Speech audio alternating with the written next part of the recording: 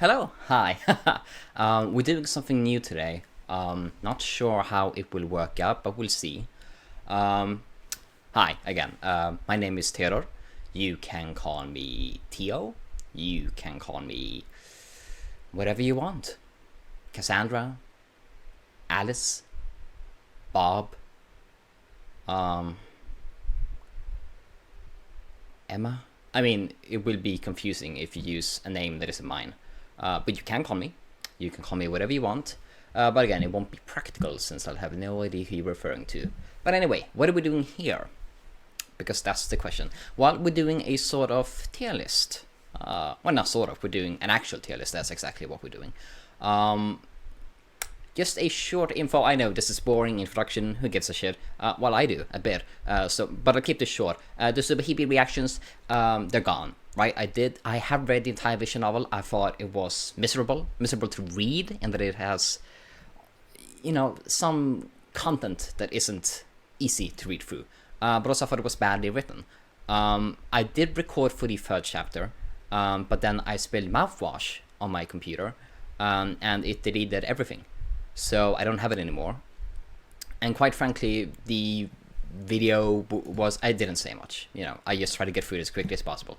But I have read it all. I think it's awful. Let's move along. So since then, it's been maybe a year, maybe a bit less than a year.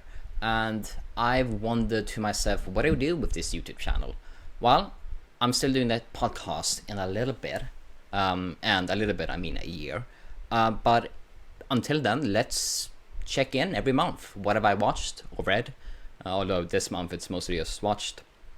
And then let's rank them in a tier list. A list that is tiered. It's not really a list, I suppose. It's just ranks. Tier list. Tiers. It's right there in the name. Anyway, hi. Okay, let's start along. This is my first time doing this, so forgive me for being a bit awkward in front of the camera. Also put on some holiday weight, but I look gorgeous either way, so let's move forward. The first one is this. It's the second season of Chunibyo. I watched gotta remember, talk slowly because I talk too fast. I watched the first season of Chunibyo maybe 3 years ago, maybe 2. I liked it. I thought it ended very well, surprisingly well. Like it felt like, oh, this is a fitting ending. We don't need anything more. But we did get something more. Frankly, I'm completely convinced that the second season of Chunibyo is simply there to make money. I don't think it had any more story to tell. I don't think any of the characters really develop. They add a new girl, maybe around halfway through in. It took quite a time. And I was a bit worried that, it'd be a love triangle because she's so big on the poster. But no, they mostly avoid all that annoying stuff, so that's nice. But at the same time, that means, okay, then why is she there?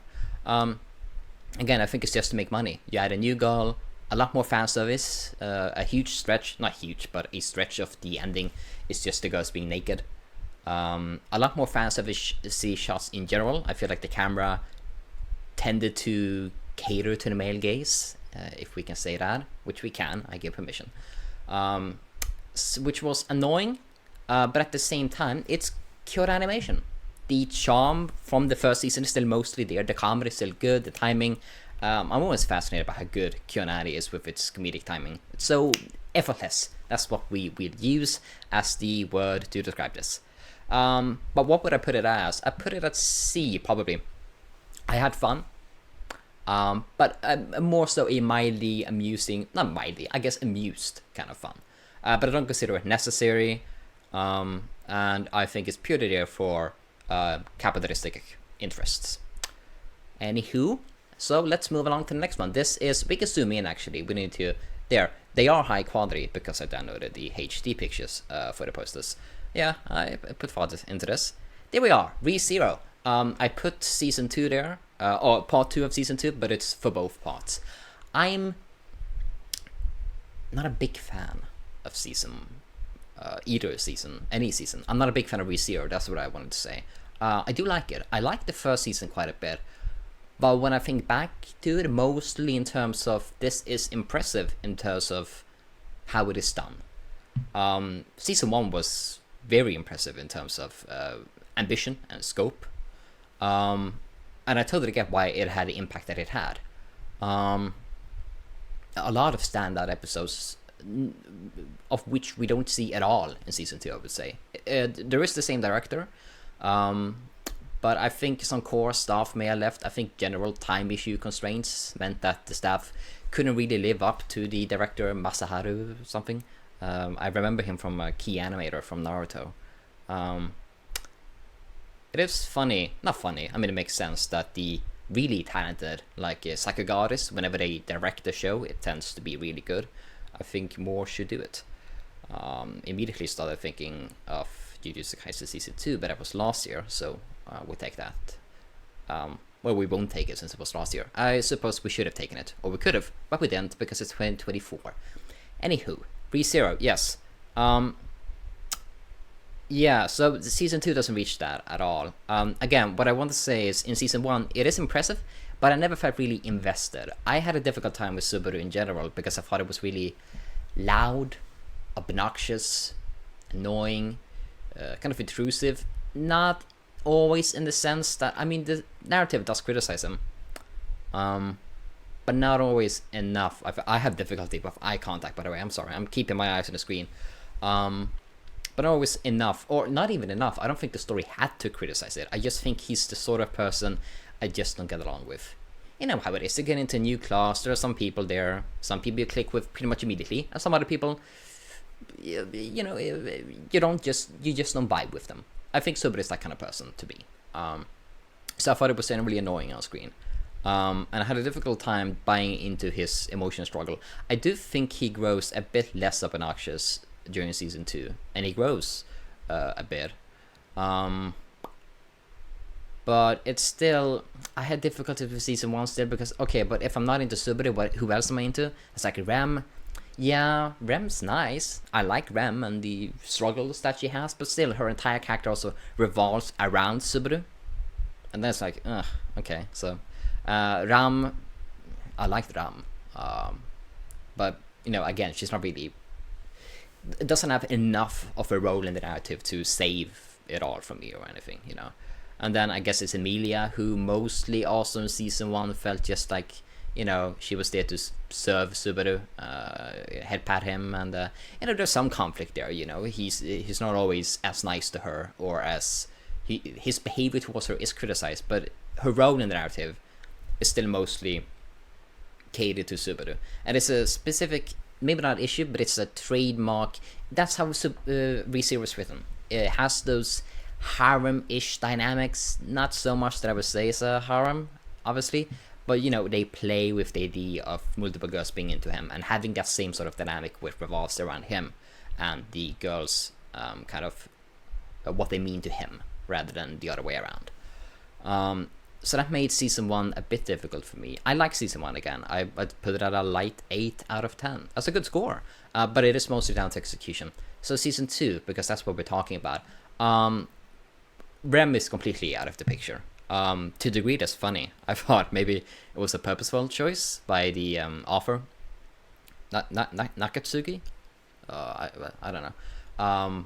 You know, maybe after the first season's popularity, although in the light novels, of course, I don't know how far along they are compared to the anime, but I thought maybe Rem got so popular that he kind of put her away from the narrative for a while. I thought that would be a fun way to not pander to the audience. Seems like there's no correlation there. This was just always supposed to happen, which is fine. But anyway, Rem is gone. So what do we have left? We have left with Subaru, who his boil issues basically boil down to his core issues. Basically boil down to that he's a NEET, or he was. There are some aspects there that I can find sympathetic. I mean, obviously it's sympathetic, but I guess I feel like not enough of a cool backstory or heavy backstory to really justify me really buying into him. And I don't think it was supposed to, because at that point you're supposed to be into his struggle already. It's not the backstory that's supposed to, oh, this is why we're supposed to care. We're already supposed to care. This is just kind of tapping it off. But yeah, it didn't really, it worked fine, I guess. It was fine. But it wasn't significant enough to change anything for me. And then the rest is Emilia, who, again, Emilia's just kind of nice. She has to struggle with the backstory, which I thought was kind of boring. And it's mostly just come to terms with the past, and all very standard. So, yeah, it didn't really... I thought the first part had some interesting things with Echidna. I hope I'm pronouncing that right. Probably not. But she's interesting. But then when she actually appears, and she's like, oh, I love you, I love you, I love you. And he's like, oh, I'll save you. It's like, okay, so again, it revolves to a girl kind of liking, I mean, very liking, in this case, liking Subaru, and, you know, being in service of his story, and that he, oh, but I'll be the macho hero, I'll save you. And then he does the same thing again, but to Beatrice, at the end of the second part. She's not into him, but, you know, it's the same sort of dynamic. You know, he's the guy, he saves her. I'm glossing over some particular narrative finesses. You know, obviously there's new ones you could dig into here. But the core thing is that it didn't really vibe with me.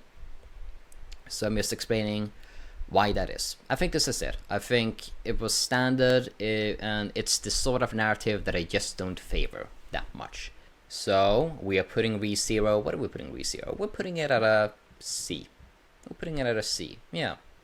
Adachi and Shimamura. This is a light novel, which I know one of my mutuals, I believe, Toby or Tony. Fuck. I think it's Toby. Forgive me. I see your Avi in my head. I don't register names. I barely know anyone's name. In my class, I have no idea who these people are. No, but I mean, anyway, I know this is a favorite of his, and I know a few others who like the light novel a lot. I like the anime, but I realized that it's not a wonderful adaptation. I mean, it's not an adaptation that probably elevates the material. You know, it's a standard adaptation. A bit too glossy in terms of visuals, a bit too overly composited, but as the colors are nice, reminded me of Call of the Night in terms of colors a bit, actually, which is good. But yeah, it was nice. It was a comfy, cozy, warm, fuzzy show. Very gay, from one direction at least. The other girl has yet to realize it. But there is an interesting dynamic there. One of the girls is kind of hopelessly in love with, I forget who is who. I'm sorry, again, names. Adachi and Shimamura. The blue-haired girl. Let's call her Shimamura. No, let's look this up. Adachi. By the way, you might wonder, why am I not logged into AniList? Because my email doesn't work. Adachi, I said the wrong name. Good that we checked. Okay, Adachi. Yes. Adachi is hopelessly in love with Shimamura, and like incredibly in love, to the point that I've never seen a lesbian so in love. I mean, I probably have, but she's definitely, you know, up there. Terribly in love. She's kind of antisocial, but in a shy sort of sense. Doesn't do well with people, kind of has social anxiety. Shimamura is different. She's more so, she's not socially anxious. She's able to make friends. She's able to socialize with people pretty easily. But I get the feeling that she's depressed. She doesn't care enough in life to really get heavily invested in people. So Adachi doesn't get invested in people and make relationships because she's scared. Shimamura doesn't make relationships because she's... Or, I mean, she has some friends, but not really deep ones. And she doesn't make those because she doesn't have the heart to do it, basically. I think she's depressed.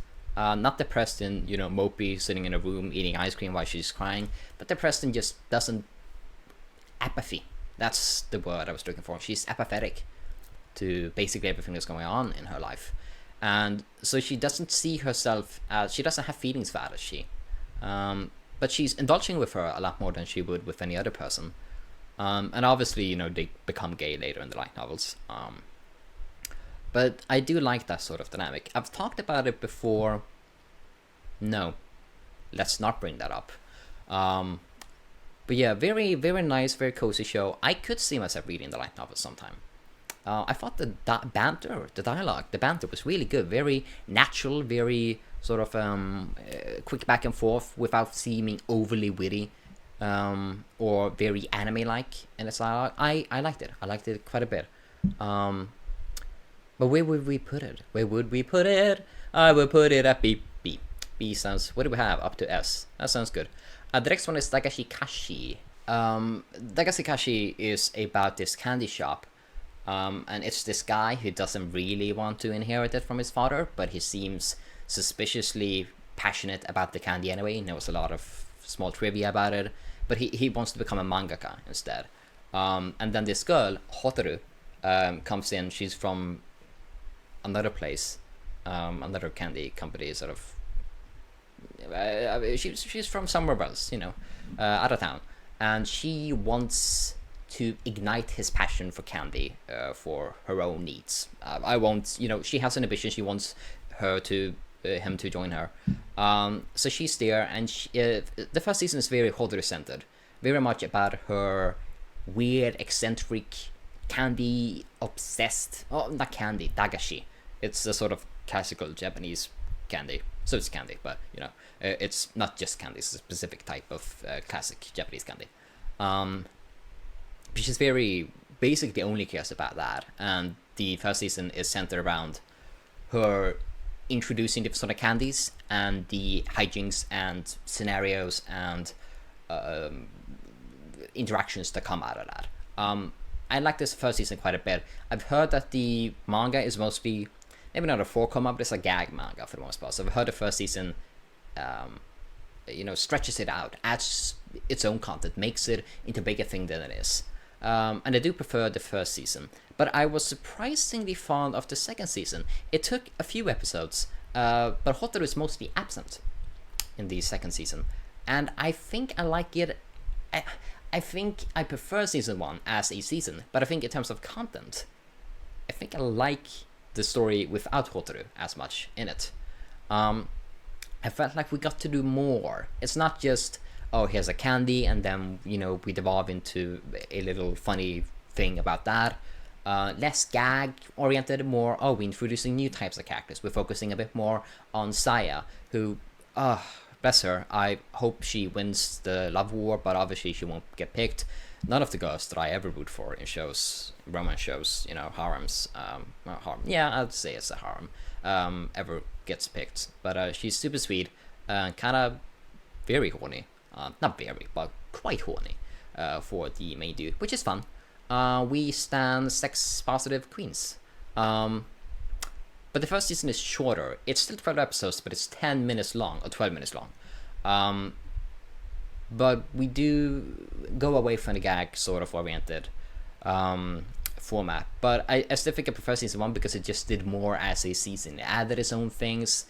But I'm interested in reading the manga. I'd imagine the manga evolves from just the gag structure as well.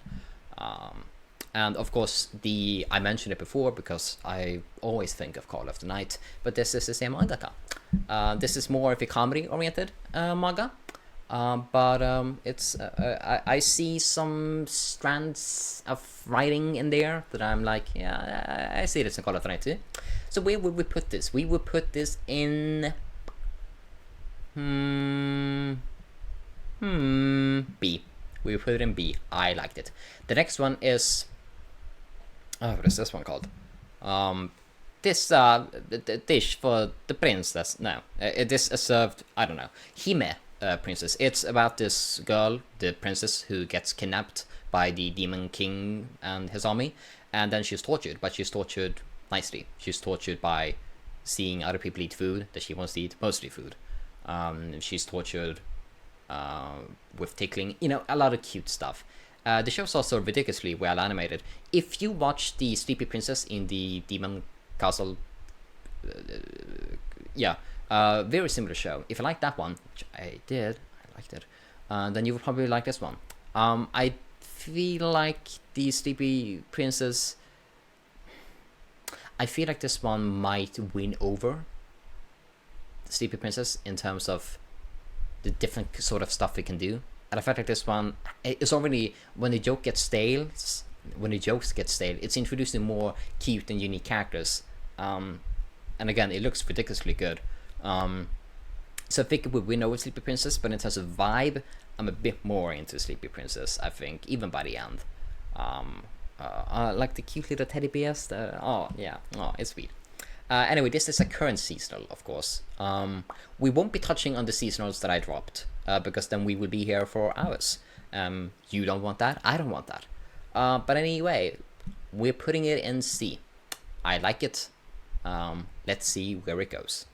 Then the next one is the Steins Gate movie. The Steins Gate movie was okay. It was okay. Not necessary, obviously, to the franchise in any way. Also didn't look like a movie, but I guess this is the sort of phase where anime movies would just look like the show, basically. I don't know if this actually aired in theaters, so if this is like a home movie or like TV movie. I can imagine it being so, but I don't know. It was fine. I really don't have much to say about this. I don't want to waste time on it, but it's a bit pandering. We're seeing things more from Kudus' perspective, which is nice. But I really don't feel like it did anything. But what would we put it in? I don't dislike it, so we put it in C. The next one is Detective Conan, the Time Bomber Skyscraper. Pretty good. I liked it. I liked the show. I liked it very much. Not very much, but I liked it. Again, I don't feel like I have much to say about this one. It's a fairly standard one. You know, some guy is planting bombs everywhere. Conan has to defuse them or find them before stuff blows up, and it ends with like a big skyscraper being threatened to blow up. Good romance, little romance since the guy's a kid. I assume most of you know what Detective Conan is about. But a good intrigue, good mystery, it's good stuff. It's a solid movie. I liked it. Again, if I don't have much to say about it, then let's not waste time. But I put it in C. We will put it in C.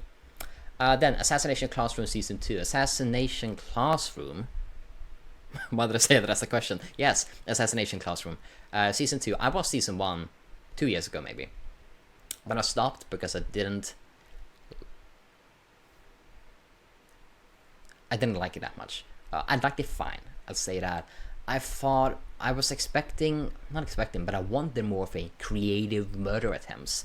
And instead it was just a slice of life, which I understand now is the point. And it worked out well in Season 2's favor, but I suppose I don't really find it that funny. So it was just kind of boring. I was like, I was hoping for more creative stuff to fill that void.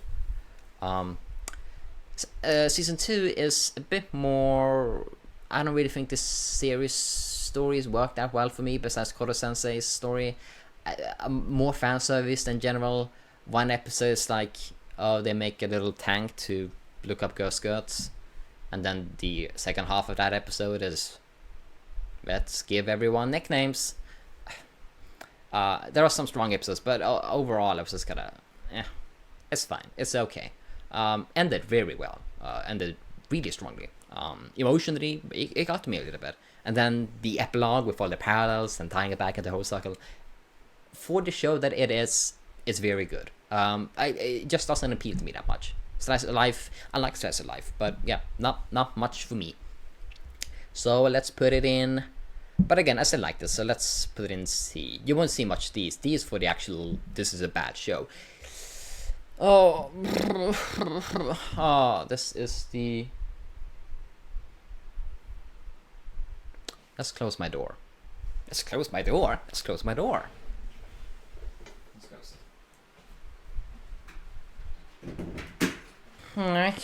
Yes, so this is the Deaf Girl show. What is it called? A Sign of Affection. I have a problem with this show. I feel like it's the meaning towards its main female character. The guys kind of constantly manhandle her. The male guy, especially. The other guy really mean towards her. I feel like all the characters got a demeaning in general and how to talk to her.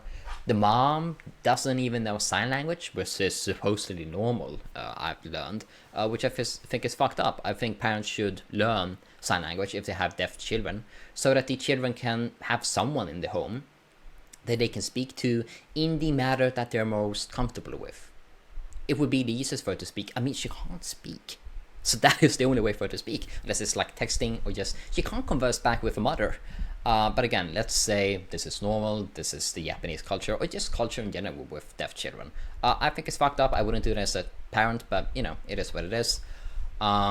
But then also the whole, her mom not knowing sign language, and then she has a curfew, but she's a college student. Just constantly. I feel like every tiny little thing is really against this girl, but I don't feel like the show recognizes it. Maybe the childhood friend guy the show seems like it would turn against in general, because he's really overprotective of her in the sense that, oh, she can't do anything, without me or anything. Stay away from boys and stuff like that. But I don't feel like the show doesn't really criticize it. And the girl, I mean, she doesn't even, the main guy, the white guy, oh god, the white hair guy here, who by the way is boring as fuck. I don't care, I'm not a straight girl, I'm not a straight guy. I am a straight guy. Well, I don't use labels. I am whoever I find myself attracted to, but usually it is women. But anyway, I'm not a straight woman, let's say that. So maybe, I don't know why I even brought that up. Anyway, the point is, this guy is boring. He's a hunk. He's not cute, he's not really that handsome, he's just a hunk. And attractive in that sort of sense. I think it's boring. I think he really gets personal up in her space. He manhandles her, he touches her face, and loves small stuff, and she doesn't ever think about it because she's like hopelessly in love with him from episode 1. And it creeps me out a bit. Not in the sense that I feel like it's actively bad, but it feels like the show should be more aware of it. And if it's not, then the only thing I have a reason to be here for is the fluffy romance which develops from the first fucking second she sees him. And it's boring because mostly he's boring.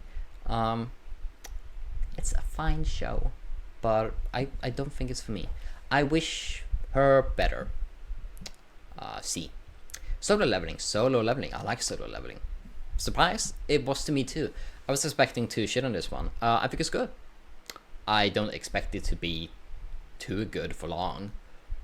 Just the general direction of the story, but I like it. I think the whole, like the first 2 episodes where they're trapped in this hall with the statues that come alive, I think that was probably scary, intimidating. I don't feel like I've seen monsters like those huge statues. I mean, we're talking buildings huge. And these are overwhelmingly, I feel like that's new. I feel like that's a frightening monster. It's not just goblins. I feel like the show is good with its dialogue without feeling too artificial. We're taking our time without him immediately coming into his power up. It's good. It looks good too. Not amazingly, but it is well animated. I like it. The question is, where would we put it?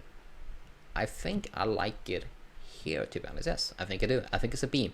I'm expecting it to fall simply because I don't think it's a story that has a long-term sort of investment for me in terms of content. I hope you can hear me, by the way. I hope I'm not mumbling or speaking too fast.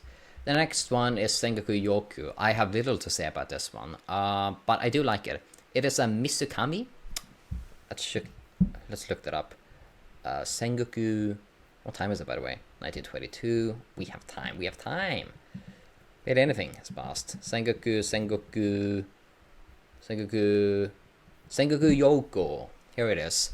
And it is made by Misukami. I have not watched any Misukami. I haven't read any Misukami manga, but I know him. He made Panic which is an anime original. He made, Spirit Circle, Hoshino Samadera, and now Sengoku Youko. I've heard very good things about all of these manga, and I think this one started out well too. It is a 3-cour long show, so it's gonna take its time, but I'm happy that we get maybe our first proper Misukami adaptation that doesn't look like absolute shit. 3 cours, that's very rare nowadays. I'm happy. I'm gonna keep watching. Let's see, where do we put you? We're gonna put you in B. Next one is Apothecary Diaries. Apothecary Diaries is very good. I find myself having little to say about Apothecary Diaries, not because it's not good, but because I feel like Apothecary Diaries is mostly centered around Mao Mao. But it's not like she has an arc, or like a lot of deep issues, so far at least. that she has to like work out, and that's the point of the show. The show is mostly just spending time with her while she solves mysteries and engages with the world around her. You know, there's a bit of a commentary between, you know, sex work, where she seems mostly ARIA.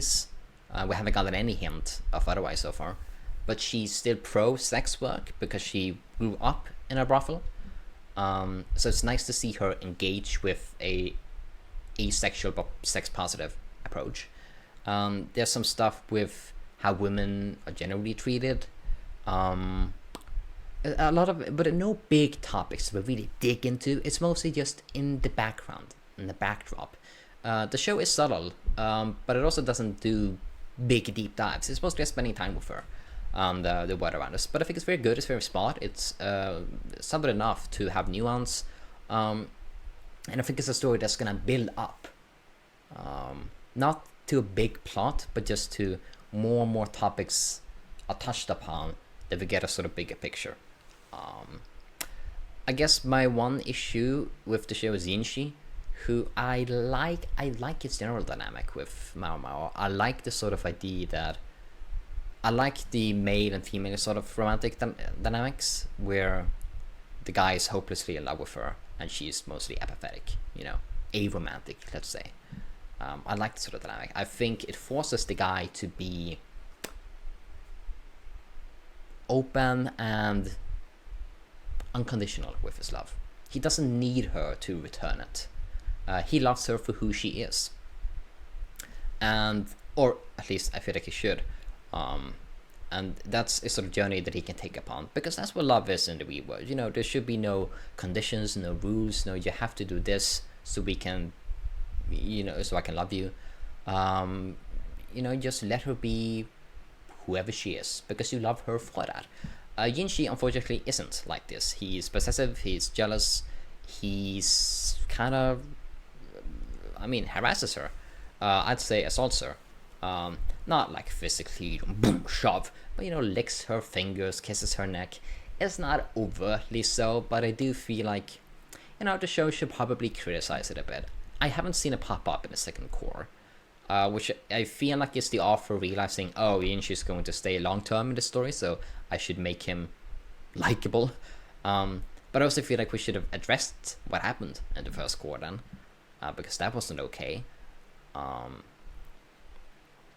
But despite that, I almost liked the dynamic. I liked the banter.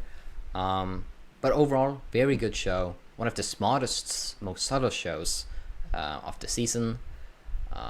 What are we putting it at? We're putting it at 8, our first A show. The next one is Frieren. Frieren, vad gör ni sen? Frieren. Frieren, maybe. We're calling it Frieren. Frieren is very good, of course. I'm a bit behind, because I've watched so many other shows instead. But it is the best seasonal, I'd say so, pretty easily. Very... I like Frieren the most when it's this sort of melancholic mood piece. And it's just a slice of life. We're going through the world, we're meeting people, having small love stories, backflashing to the past to see, you know, what did we learn from them and what are the parallels, stuff like that. I think those are the best Frieren episodes. So the strongest aspects, the strongest stretches of the show is the first 4 episodes, and then the middle stretch. Like maybe episode 14 to 18, you know, that stretch. I think everything else is very good, and there are one-off episodes here and there, but those are what encapsulates the best that Frieren has to offer. Frieren also dabbles in other genres though. It has Demon Arc, which I think it's mostly fine at. I do think there's I had a huge argument about this on Twitter. I think it messes it up a bit, and it comes across as racist. I'm gonna keep this short because I don't want to talk about it again, but basically the show takes a very anti-demon stance, where it's like all demons need to die, they are all you know, cannot be reasoned with, yada yada, and yet we see demons, you know, when they're children, just confused. They're sociopathic, but they're not evil. They want to live, but they don't know how to, you know, live with humans because they don't operate the same way they do. So I feel like the show takes a very all demons are bad and should die, but then it shows that it's not the case. So I feel like that's a, yeah, and it dabbles in some racist rhetorics, but it's a very small thing. In a lot of ways, good arc. I just talk about it a lot because I think about things, and if it's something most people disagree with me on, then I will, get on it and keep talking about it. But anyway, it's that, and now the show started with a training or exam kind of arc. I've watched like one episode. Again, I think it's good at it, but it's also, it falls into traditional, conventional story arcs when I don't think it needs to.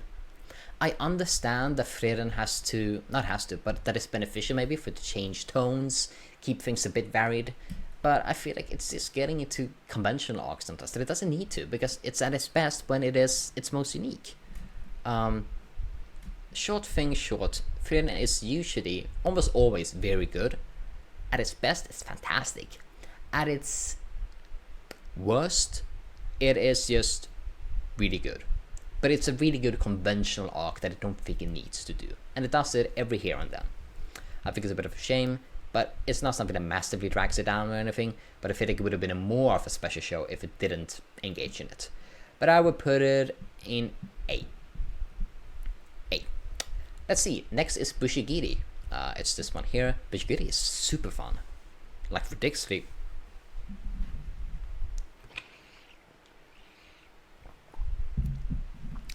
fun. It is written by the author who wrote 91 Days, which I haven't seen, and directed by the woman who directed Skate, the evil gay skate boys who skate. Haven't seen it either. But it is directed by, made by those two people, also animated by Mappa. Heavens to God, but it's very good. It's super fun. It's really energetic. A lot happens really fast. I think it's just fun. It's just such fun. I hope it doesn't crash land in like the production. We've heard rumors. But it's super fun. I think it's one of the best of the season, and I wanna keep watching. Again, it's not a super deep show, it's just really fun. The next one is the second Detective Conan movie. I like this one a bit more than the first movie. I feel like this one had a bit more, it's a bit close spaces, people are getting killed one by one according to some pattern that he has to figure out. Yeah, Sumeneko core. And then there's a bit more of a motive to this that I feel is more interesting. I thought it was a bit smarter, a bit more creative than the first movie. But not by a lot. I put it mostly around the same tier. So where did we put that one? We put it here. I put it...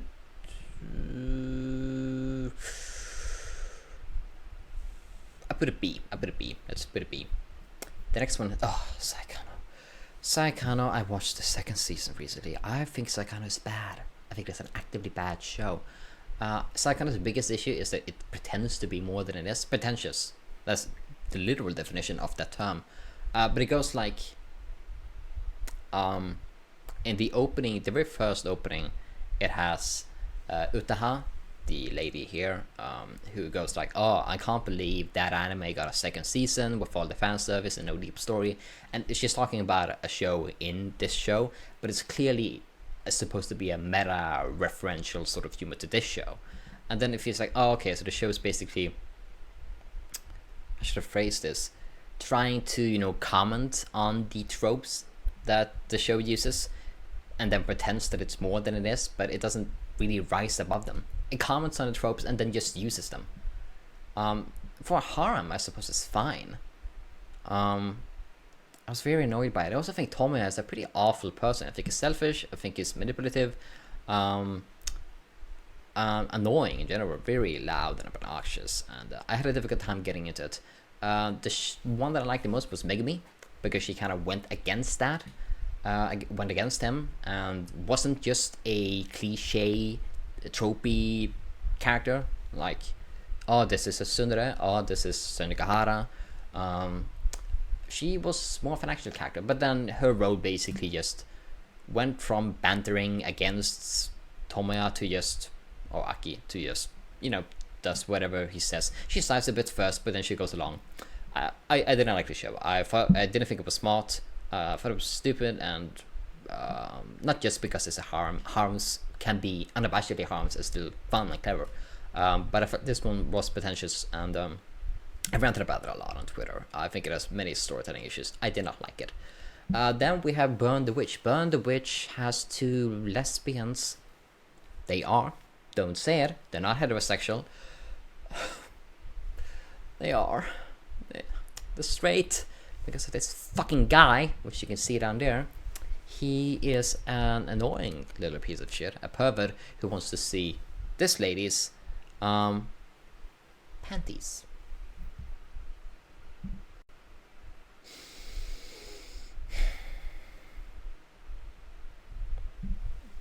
Which, it's very frustrating, because you could just cut him out of the show and you wouldn't have a sexual harassing little boy. He's completely consequential. Just cut him out. Let the two girls be lesbians. I think Kubus is homophobic, for it, to be honest. I'm kidding. Well, a bit. But there was no reason for it. I'm not too huge on her as a character design. Mostly personal taste. I think she looks good. All the Kubus characters look good. All the women, at least. But she's my favorite. I like the petite, spunky, kind of vitriolic tsundere-ish women. Or characters, I should say. I don't prefer the same in reality. Because I feel like they just be annoying. But in the shows, very good. But fun. Looks good. Looks nice. I put it here. But nothing special, and the guy kind of ruins it. Let's take a minute to take the one on the last here, because I don't want to end it on this one. This is Doctor Who Series 11. I've watched... Doctor Who was like my first big nerd interest. I guess I've read the Dragon Ball manga before that, and I've played some Yu-Gi-Oh! But in terms of like a show, it was Doctor Who. I love it a lot. I'm mostly a Moffat fan, partly because those are the seasons that were on Netflix. So I had to watch the other ones like afterwards and once. But this was before I learned torrenting. But I like the show a lot. Series 11, I've seen 3 episodes. The pilot episode was good. Nothing unique. I felt like both Russell T Davies and Moffat went out of their way to do something more unique, something more bold.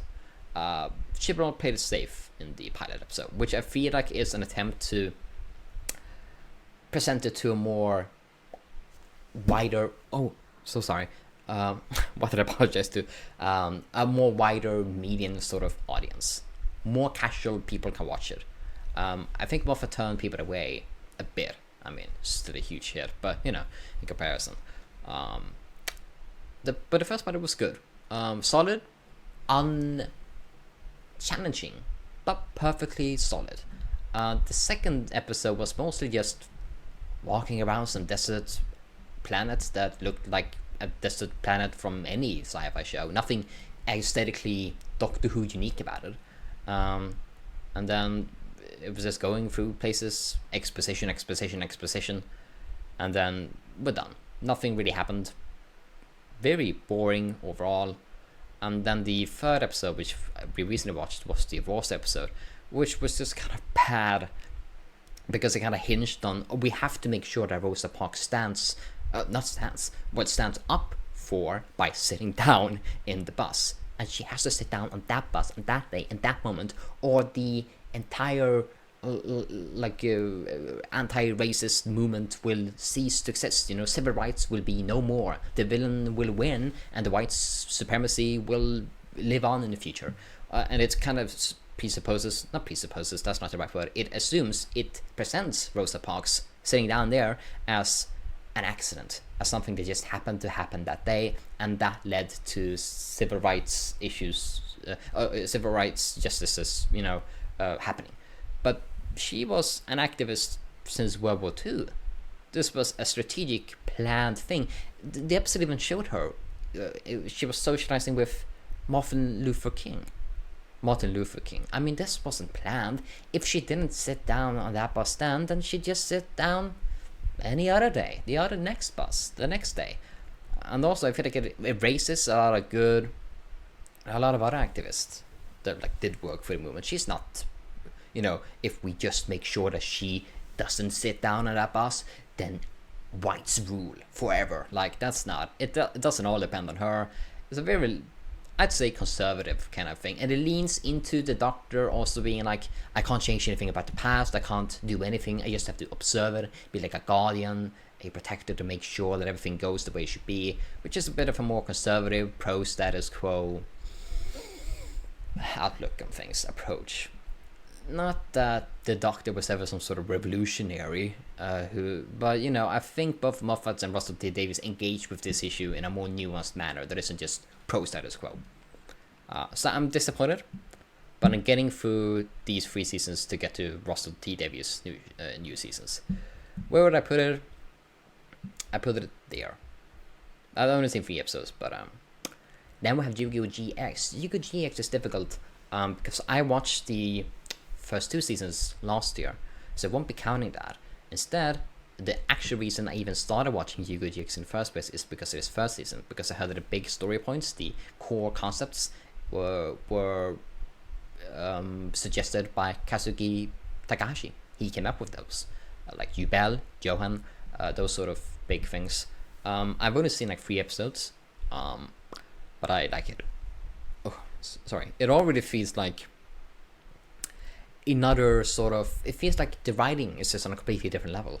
Not that something amazingly narratively has happened, but just like the average writing, like the dialogue, it all feels much better, much smarter. Maybe this is just something you'll notice if you've watched like 100 episodes of the show and obsessed with it. But I like what I've seen so far, and I think the season is going to turn really good. And justify why I even watched this, because I didn't actually like the first 2 seasons. But I would put it at a B.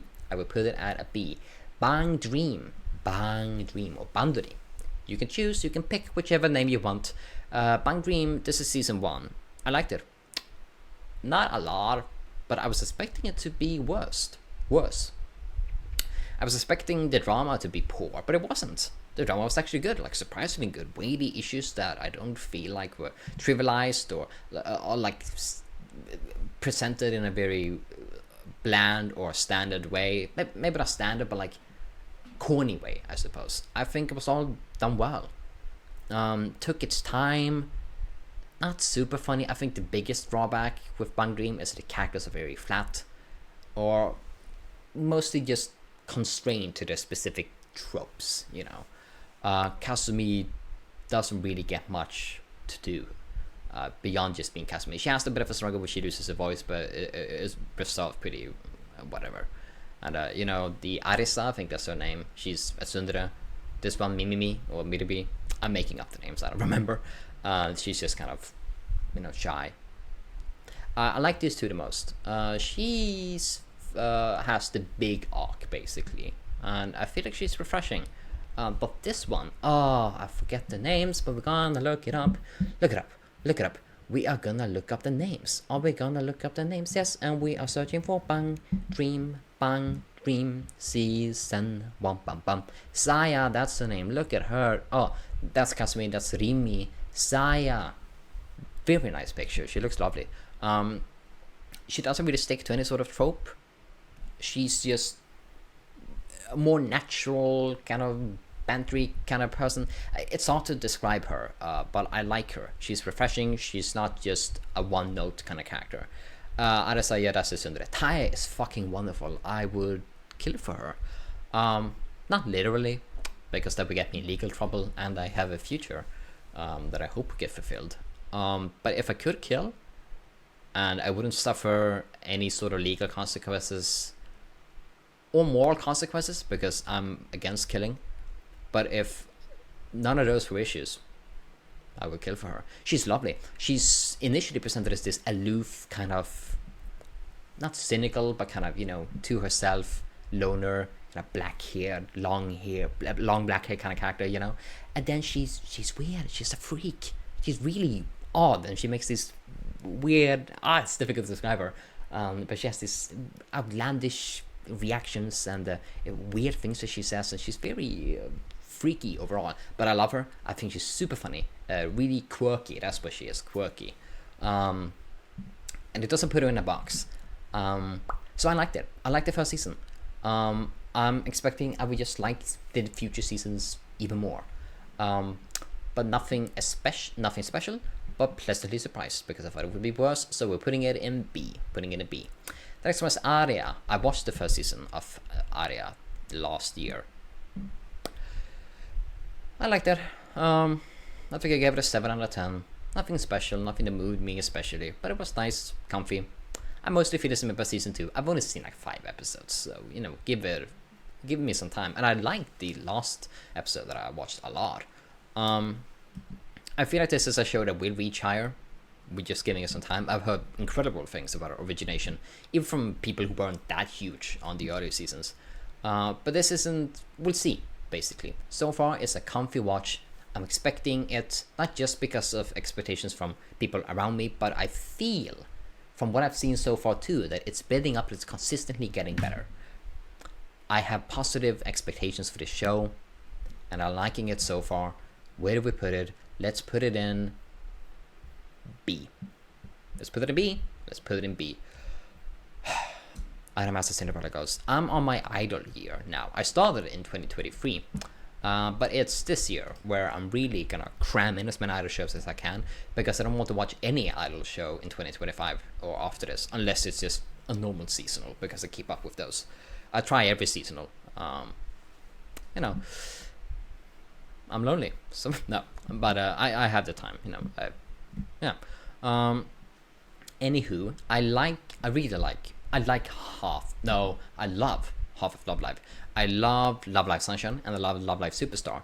I like the original Love Live School Idol Project. Not a ton, but I like it. Dagashi, I'm mostly kind of about. I feel like it's probably the worst parts.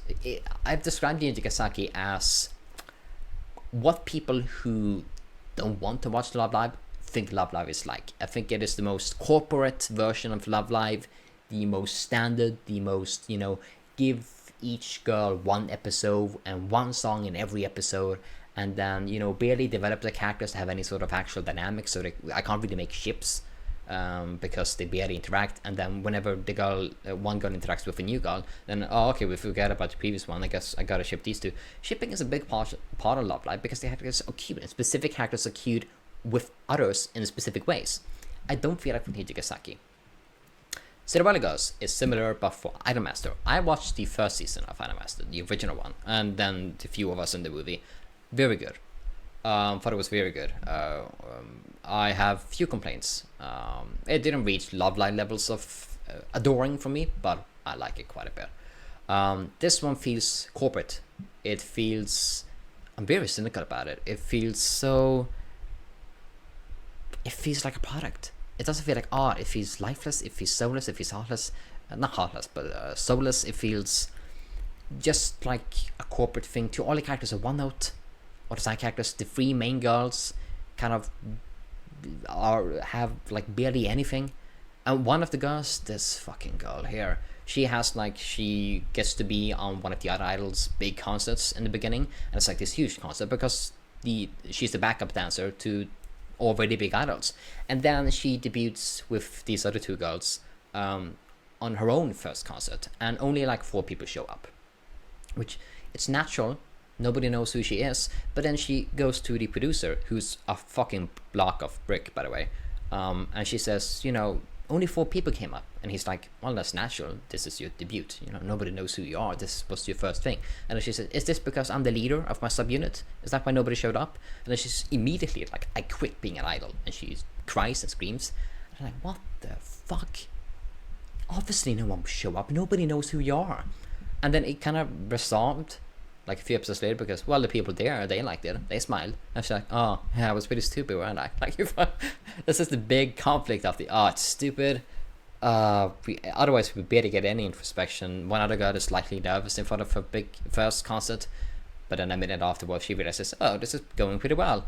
There's something to this. I really, all the characters completely, I don't like it. Really don't like it. But of course, I'm going to watch season 2 because I've committed to this now. Saekano, the movie. I don't remember much from this one. I like it a bit more, I suppose, than the second season. because more Megumi, who I do like, she's best girl, and it focuses a bit less on the harem dynamics because it was mostly wrapped up in the second season, a bit more on Megumi and romance with her, and then the actual like writing, creating visual novel stuff, which by the way is another issue with Saekano. It needs us to buy into the whole, I'm making this visual novel and really care about it because the characters care about it, but a visual novel is crap. It's this incest, like garbage, trashy thing. And I'm like, it's like, well, otaku's like this, okay, but then I guess I'm not that sort of otaku, because I think that's crap. I wouldn't want to read it, and I don't want to, I don't care about people making it. We don't focus as much on that in the Saekano movie either. Then it's mostly, okay, these girls have moved to a professional level, exploring that, helping that, deadlines, da. It's still bad. Still the sort of humor and approach to characterization that the other seasons of the series did, but I suppose it focused on the things that rated me a bit less than season 2 did. But it's still D. What comes after that?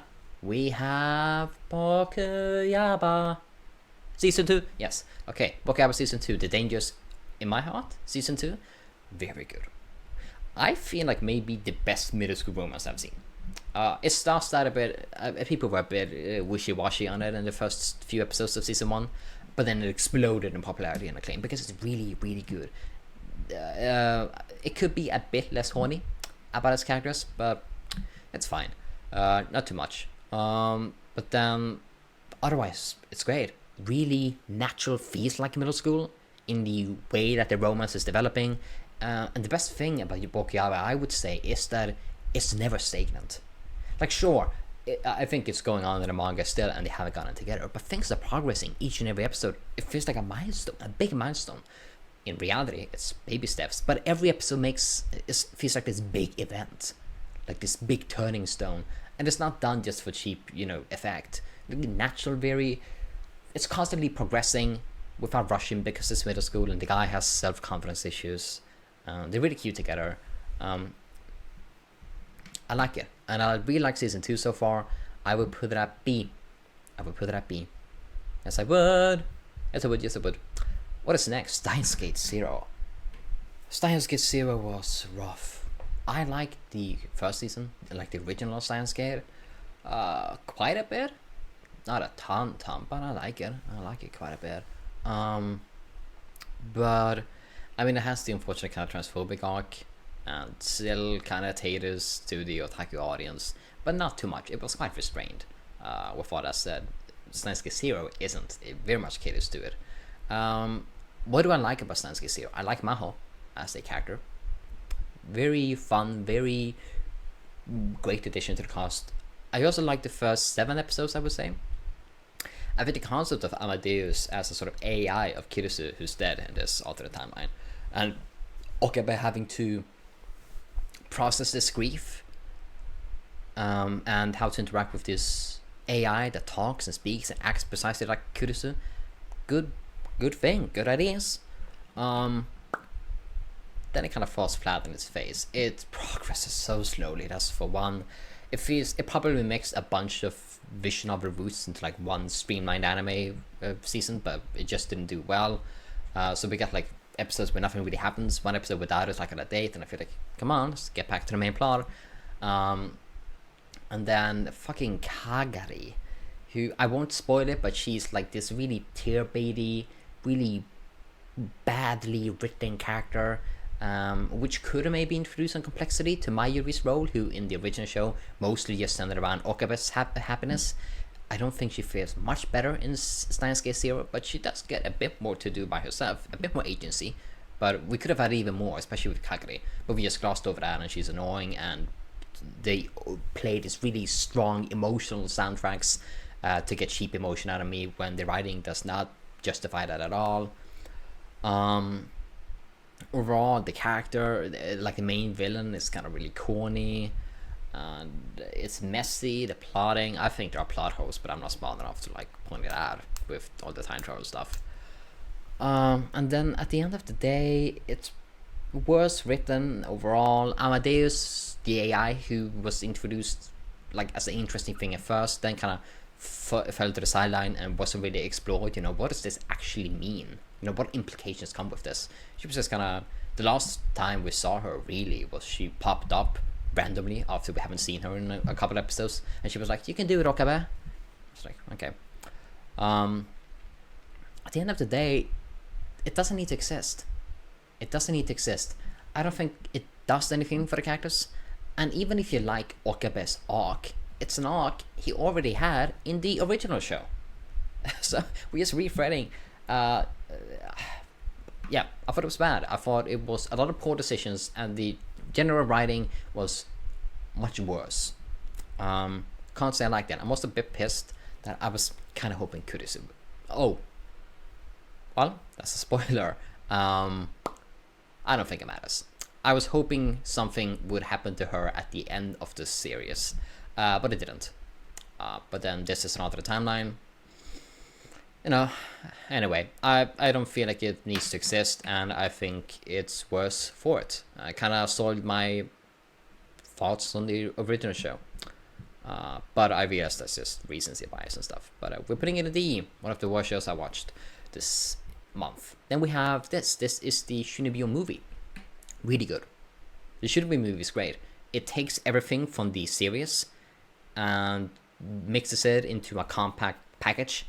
And it's like the K-On movie. All the best aspects of the series into one pretty looking movie. The difference, of course, is that with K-On, the best aspects of the series is the entirety of season 2. So the movie is basically just a encapsulation of the second season in its entirety. So we hit many similar plot beats, not to its detriment. I think it's great. And then the Chunibyo movie can't do that. It has to pick individual aspects from everywhere in the show, because the show isn't that strong overall. But I think this is the best displays. I generally tend to think that with middling kind of Keanu shows from Keanu aren't bad, but they're just okay. Kind of in the middle. They tend to be much better in the movie versions, because then they're not restricted by having to fill out the whole season. Very cute, mostly focuses on Yuta and Rika's romance, but it manages to include the other side characters in a lot of fun stuff, a lot of lesbian bait between these two. Overall, super endearing, so much fun. I giggle a lot. Huge smile on my face. It's an A. It is an A. Then we go to Dungeon Meshi. Dungeon Meshi, I realize is a show that's going to grow as it continues. I like it. I like it so far, but I also feel like a lot of the show is just lecturing us about food. Yeah, but it's fun. The best parts, of course, are the characters. They're very goofy, very quirky, very endearing and funny, and how they bounce off each other. The show looks great. But I'm waiting for it to grow into something bigger than it currently is, which I am expecting it to be. But so far, I'm finding it enjoyable and fun. Where do we put it, though? Where do we put it? Do we put it in C or D? I'm gonna put it in D.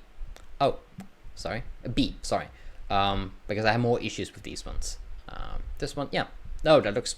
Why did I ever consider C? B, yeah, that looks great. 3 more shows, we can do it. Undead Unluck.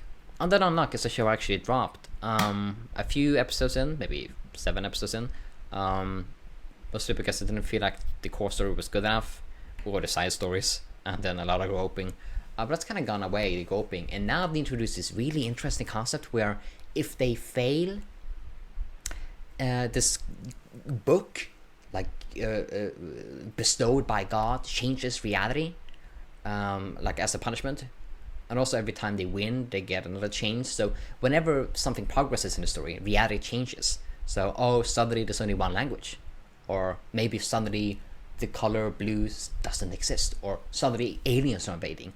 And I think I get really, really crazy with this. That at this end of the show, maybe the world looks completely different. Nothing like it originally did. Utensils no longer exist. Hands are normal to eat food with. I don't know, I'm just making shit up. But I feel like that's really fun. And I think the show has gotten better once it's leaned into that. But I'm expecting it to get weird. And I want it to get weird. That's my biggest hope for the show. And I've heard that it's only really now entering the stronger stretch of the story, or at least it starts now.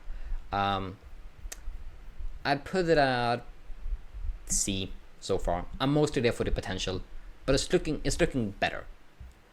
Then we have fucking the Heroine show. This reads like Wattpad fiction. The dialogue, the characters, it's terribly bad. Not bad as in actively disappointing decisions. Although a bit later, there was some icky stuff. Not too much, but just kind of drama that should be handled a bit more sensitive than it is. Sorry. But it's fine. Most of the issues is just it reads like it's Wattpad fiction. It reads like a teenager wrote it, and it feels like something made for a very specific audience that would buy from these Honeyworks shows because it's part of a franchise. I really don't know why I watched all of it. I should have dropped it for episode 1. Not good. Not as bad in terms of narrative decisions as these other ones. Simply just a low quality show. And the last on our list is the One Piece manga. Fantastic. Wonderful. Brilliant. Consistently the best thing that I am on. And has been the very best thing that I am on since I started a year ago. I think the time skip has been a bit of a step down, mostly because we haven't gotten to the big arcs yet. I also feel like there's a bit more Sanji, a bit more sexualizing the women, and that's an annoying habit that Oda had in the pre-time skip, but it wasn't so prominent. I think it's more prominent here, so it's annoying me more, quite a bit actually. But other than that, it's fantastic. I really I'm into Dressrosa now. Maybe I'm halfway through, or maybe I'm just about to hit halfway through. I think the cover you can see here is the last one I read.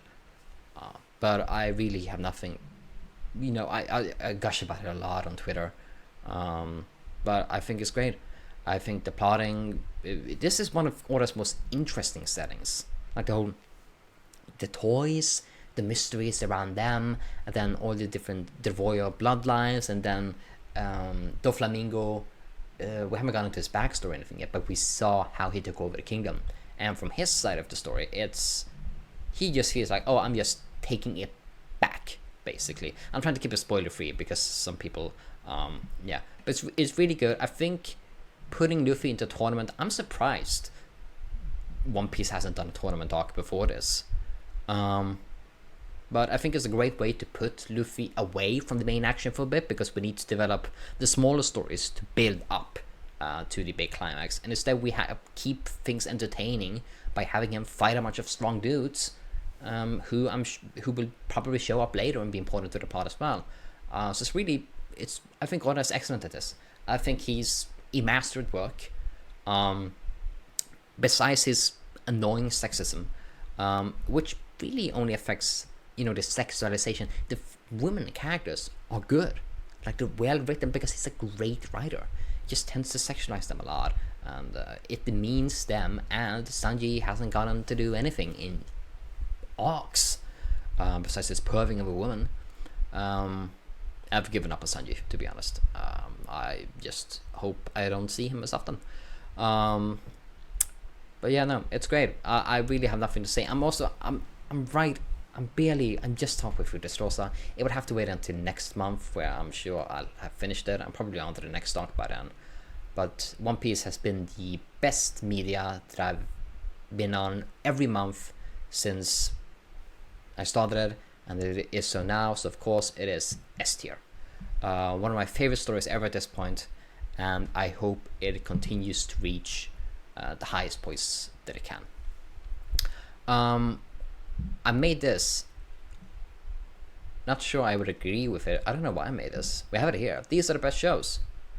I didn't actually watch any Frieren this month, but it's the seasonal that I'm on. I'll catch up, so that's why I didn't include it here. This one is just wrong. I don't even think. Never mind. Fuck that. These are the best shows. We have it here. This is what it looks like. So that's it. That's the video. We will be here again next month. Hopefully I will have learned this a bit better, and I will see you then, I suppose.